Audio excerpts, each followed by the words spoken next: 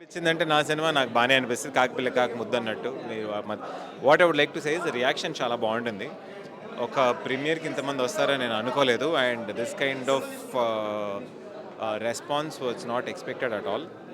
Thank you so much. And please response బాగుంది. చాలా బాగుంది.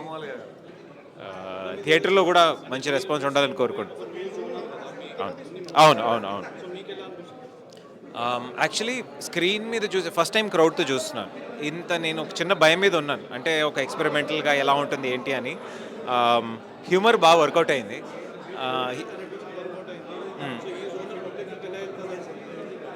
వెళ్ళాలని అనుకుంటున్నా, కోరుకుంటున్నా, దేవుడితో దండం పెట్టుకుంటున్నా. కానీ చూడాలి కదా డార్లింగ్. మనం అంటే ఇప్పుడు మొన్న ఒక పెద్ద సినిమా తీశారు. పెద్ద హీరోతోని వందలేసి కోట్లు పెట్టి తీశారు. పెద్దగా ఎళ్ళలేదు.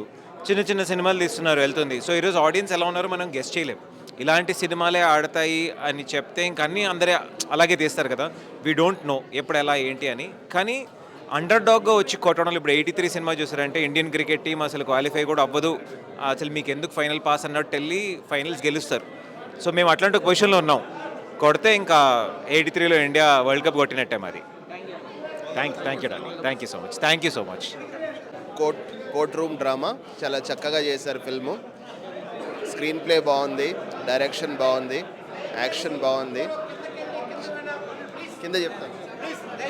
సినిమా పర్యంతం ఉద్వేగంగానే ఉంది. ఒక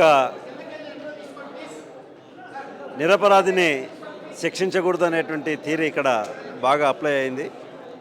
కాబట్టి ఒక సాంప్రదాయబద్ధమైనటువంటి తీర్పు నుంచి ఒక రెవల్యూషనరీ తీర్పుకు పరుగుపెట్టేటువంటి పద్ధతిలో బాగుంది. టీం అంతా బాగా పనిచేశారు.